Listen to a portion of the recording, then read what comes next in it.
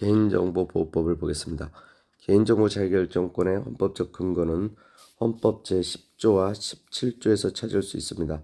그러나 굳이 어느 한두 개에 국한시키는 것은 바람직하지 않은 것으로 보고 개인정보 자기결정권은 이들을 이념적 기초로 하는 독자적 기본권으로서 헌법에 명시되지 아니한 기본권으로 보는 것이 판례의 입장입니다.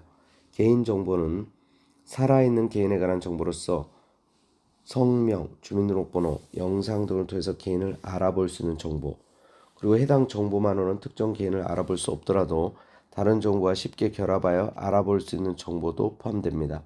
그리고 가명 정보도 포함됩니다. 가명 처리라는 것은 개인정보 일부를 삭제하거나 일부 또는 전부를 대체하는 등의 방법으로 추가 정보 없이는 특정 개인을 알아볼 수 없도록 처리하는 것을 말합니다. 법인이나 단체, 사망한 사람에 대한 정보는 개인정보보호법의 보호 대상이 아닙니다. 그리고 개인정보 처리자는 업무를 목적으로 개인정보 파일을 운용하기 위하여 스스로 또는 다른 사람을 통해서 개인정보를 처리하는 공공기관, 법인, 단체, 개인까지 모두 포함됩니다. 그리고 공공기관뿐만 아니라 민간기업도 사인도 개인정보보호법의 규율 대상이라는 걸 기억을 해주셔야 됩니다. 그리고 개인정보 자기결정권의 보호 대상이 되는 개인정보는 반드시 개인의 내밀한 영역이나 사사 영역에 속하는 정보에 국한되지 않고 공적 생활에서 형성되었거나 이미 공개된 개인정보까지 포함합니다. 그리고 개인의 지문 정보도 개인정보에 들어갑니다.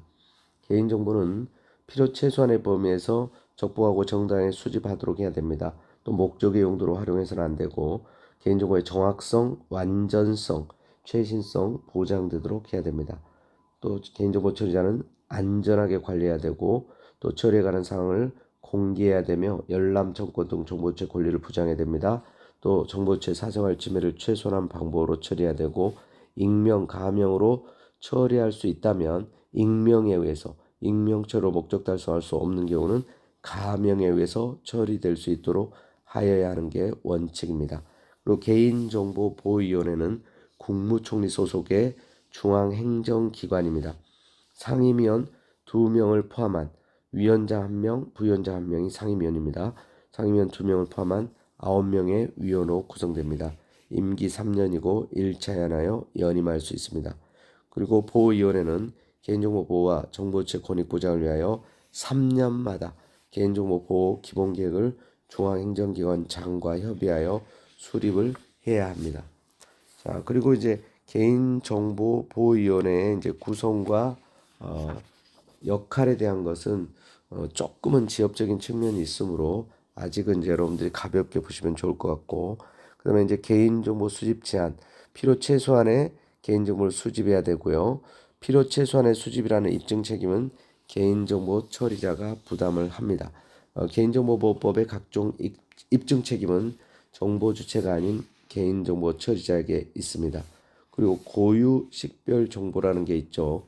주민등록번호, 운전면허번호, 여권번호, 외국인 등록번호 4가지를 알아두시고 특별히 더 엄격하게 관리해야 되는 개인정보, 고유 식별 정보가 주민등록번호입니다.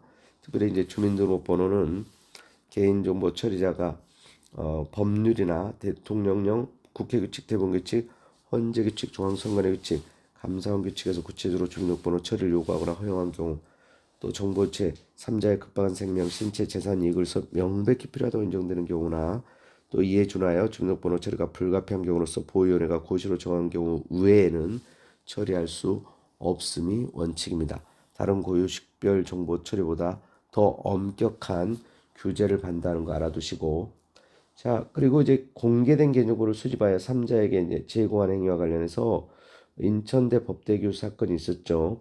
이미 공개된 개인정보를 정보체 동의가 있었다고 객관적으로 인정되는 범위 내에서 수집, 이용, 제공, 처리를 할 때는 정보체 별도의 동의가 없어도 됩니다. 기억을 해 주시고, 그리고 영상 정보 처리기 설치 운영 제한을 받습니다.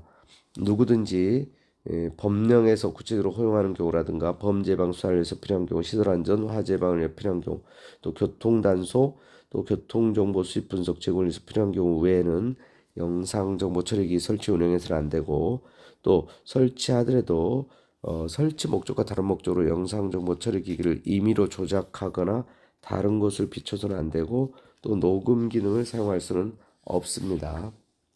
자, 그리고 이제 개인정보 피해와 관련해서 손해배상 청구 제도를 좀 알아두셔야 됩니다.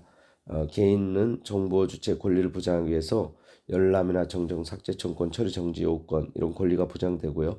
또 개인정보 처리자에게 손해배상을 청구할 수 있는데 개인정보 처리자는 고의 또는 과실 없음을 입증하지 아니하면 책임을 면할 수가 없습니다. 특히 징벌적 손해배상에 대한 거 개인정보 처리자의 고의 또는 중대한 과실입니다. 여기는 징벌적 손해배상은 중대한 과실로 인하여 개인정보가 분실, 도난, 유출, 위조, 변조 또는 훼손된 경우로서 정보 주체에게 손해가 발생한 때 법원은 그 손해액의 3배를 넘지 아니하는 범위에서 손해배상액을 정할 수 있습니다. 그리고 법정 손해배상이라는 게 있는데 여기는 이제 개인정보 처리자의 고의 또는 그냥 과실입니다. 중과실, 경과실 포함하고요. 고의 또는 과실로 인하여 개인정보가 분실, 도난, 유출, 위조, 변조 또는 훼손된 경우에 300만 원 이하의 범위에서 상당한 금액을 손해액으로 하여 배상을 청구할 수 있습니다. 그리고 개인정보 분쟁 조정위원회가 있었죠. 위원장 1명을 포함한 20명 이내 위원입니다. 위원 중에서 공무원이 아닌 사람으로서 보위원회 위원장이 이제 위촉을 합니다. 자, 그리고 임기는 2년이고 이제 1차 하나에 연임할 수 있고요. 그리고 이제 처리 기간이 이제 이게 소송으로 가기 전에 행정 심판을 60일 이내에 제기를 해야 되듯이 분쟁 조정 신청을 받은 날부터 60일 이내에 심사하여 조정안을 작성해야 됩니다. 그리고 조정안을 제시받은 당사자가 제시받은 날부터 15일 이내 수락 여부를 알리지 않으면 조정을 거부한 것으로 보고 조정 내용을 받아들이게 되면 재판상 화해와 동일한 효력이 인정됩니다. 자, 그리고 이제 단체 소송에 대한 게 있었죠. 집단 분쟁 조정을 거부하거나 집단 분쟁 조정 결과를 수락하지 아니한 일정한 요건을 갖춘 소비자 단체나 비영리 민간 단체가 소송을 제기할 수 있습니다. 분쟁조정위원회 조정을 거부하거나 조정 결과를 수락하지 아니했을 때 소송을 허가하게 됩니다.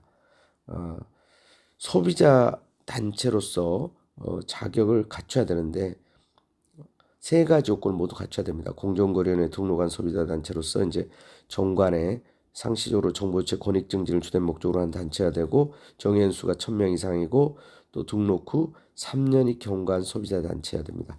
그리고 비영리 민간단체도 4가지 요건을 모두 갖춰야 됩니다. 법률상 동일한 침해를 입은 100명 이상의 정보주체로부터 단체송 제기를 요청받아야 되고 3년 이상 활동 실적이 있어야 됩니다. 또 단체 구성원 수가 5,000명 이상이고 중앙행정기관에 등록되어 있는 비영리 민간단체가 단체 소송을 제기할 수 있습니다. 그리고 단체 소송에 대해서는 특별한 이제 규정이 없으면 민사소송법이 적용이 됩니다.